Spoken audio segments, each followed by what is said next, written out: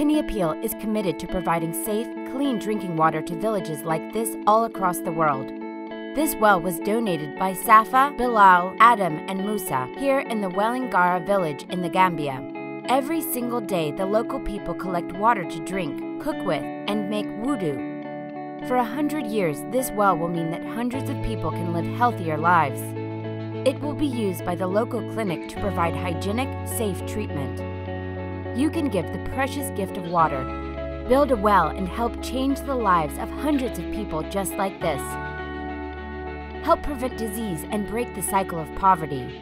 Call now on 202-851-2112 or go online at pennyappealusa.org. Small change, big difference.